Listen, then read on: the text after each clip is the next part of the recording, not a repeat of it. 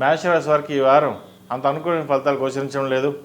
వ్యాపారపరంగా కొన్ని ఇబ్బందులైన చిక్కులు ఉండే అవకాశం గోచరిస్తోంది.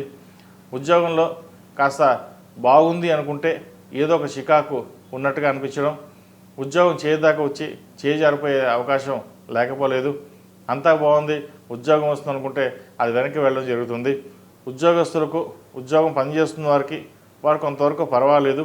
భాగ్యాధిపతి వ్యయాధిపతి అయిన గురువు చతుర్థంలో ఉన్నారు.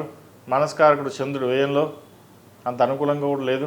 ఏదో ఒక తెలియని ఇబ్బంది, అశాంతి నెలకొంటుంది. జీవిత భాగస్వామితో విభేదాలు చిలికి చిన్న వస్తుంటాయి. వాటిని పెద్ద కాకుండా చూసుకోవడం చెప్పదగినది. ఏదైనా సరే మనగానే ఉండాలని అనుకుంటారు, కానీ ఒక్కొక్కసారి మారాలనే పరిస్థితి కూడా కొంత తీసుకొస్తుంది.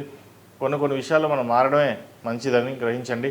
మొండిగా ఉన్నా ఇదిగా ఉన్నా నష్టం మనకి తప్ప వేరే వాళ్ళకి ఎవరికి ఉండదు. సంతానానికి సంబంధించిన విషయాలు చాలా చక్కగా ఉన్నాయి. భవిష్యత్తు బాగుంటుంది. వ్యాపారపరంగా కొన్ని చికాకు ఉండే అవకాశం ఈ వారం గోచరిస్తోంది. అయితే ఎన్ని ఉన్నా ప్రథమార్థం కంటే ద్వితీయార్థంలో కొన్ని శుభసూచకాలు బాగున్నాయి. కాబట్టి వ్యాపారపరంగా మంచి అవకాశాలు ద్వితీయార్థంలో వచ్చే అవకాశాలు గోచరిస్తోంది. సంతానం సంబంధించిన వ్యవహారాలు బాగున్నాయి.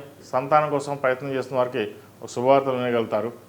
వివాహ ప్రయత్నాలు ప్రస్తుతం మూడం కాబట్టి వివాహ ప్రయత్నాలు ఏదైనా ఉంటే ఫిబ్రవరిలో చూసుకోవడం, లేదంటే సంబంధాలు వస్తే చూసుకుని తర్వాత చేసుకోవడం అనేది చెప్పదగినది. ఏదైనా సరే వారి జాతకాన్ని బట్టి జాతక పరిశీలన చేసుకుని ముందుకెళ్ళడం చెప్పదగిన సూచన. ఈ రాశిలో జన్మించిన స్త్రీలకు వృత్తి ఉద్యోగపరంగా వ్యాపారపరంగా అనుకూలంగా ఉంటుంది. వచ్చిన అవకాశాలని చక్కగా వినియోగించుకుంటారు. దూరదృష్టితోటి ప్రతి పనిని ఆలోచించి నిర్ణయాలు తీసుకుంటారు. ఏ పని అయినా సరే స్థిరంగా ఉండాలి అనే భావన ఏర్పడుతుంది. 10 మందిలో చులకన అవసరం లేదు. మనం ఎలా ఉన్నాం అలాగే ఉంటాం, మన స్థాయిని తగ్గించుకుని ఉండాల్సిన అవసరం లేదు అనే భావంతో ఉంటారు. ఒకసారి మొండి వైఖరితో ప్రవర్తిస్తుంటారు. అది ఇంట్లో వాళ్ళకేను తోటి సహోద్యోగస్తులకును అది గిట్టదు.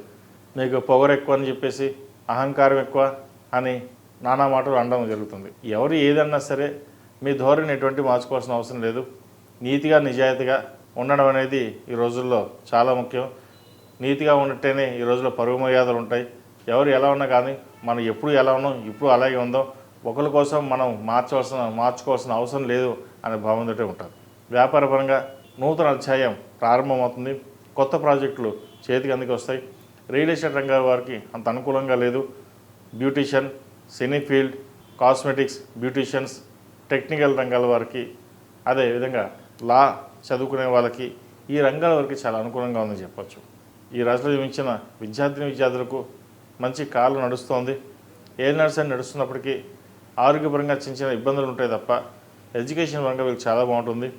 రాజ్యాధిపతి అష్టమాధిపతి అయిన కుజుడు అష్టమంలో ఉన్నారు. పంచమాధిపతి అయిన రవి అష్టమంలో ఉన్నారు. ఆరోగ్యరీత్యా చిన్న ప్రయాణాల విషయంలో కొన్ని జాగ్రత్తలు తీసుకోవడం తప్ప ఇతరత్వ విషయాలు ఇబ్బంది పడాల్సిన అవసరం లేదు. వీరికి ఏ నర్సరీ నడుస్తోంది. ప్రతిరోజు శని స్తోత్రం, హనుమాన్ చాలీసా పఠించడం చెప్పదగినది. ముఖ్యంగా విద్యార్థులు కాలభైరు రూపు, దక్షిణామూర్తి రూపు మెడలో వేసుకోవడం చెప్పదగిన సూచన. ఈ రాశిలో జన్మించిన వారికి కలిసి వచ్చే సంఖ్య 6, కలిసి వచ్చే రంగు డార్క్ బ్లూ. ఏదైనా పని మీద బయటకు వెళ్ళినప్పుడు సోమవారం కానీ గురువారం కానీ వెళ్ళండి, మంచి ఫలితాలు సంప్రాప్తిస్తాయి. ఈ రాశిలో వారు ప్రతిరోజు ప్రతినిత్యం ఓం నమో నారాయణ ఒత్తులతో దీపారాధన చేయడం, అదేవిధంగా 6వ కుంకుమతో అమ్మవారిని పూజించడం చెప్పదగిన సూచన. ePoojaStore.in పసుపు కుంకుమ నుంచి దేవతా విగ్రహాల దాకా అన్ని రకాల పూజలు, వ్రతాలు, వివాహం, గృహప్రవేశం, హోమాది శుభకార్యాలకు కావలసిన పూజా సామాగ్రి అంతా ఒక్క క్లిక్తో మీ ఇంటి వద్దకే. నేడే ఆర్డర్ చేయండి మీ ePoojaStore.in లో. One stop for all puja needs.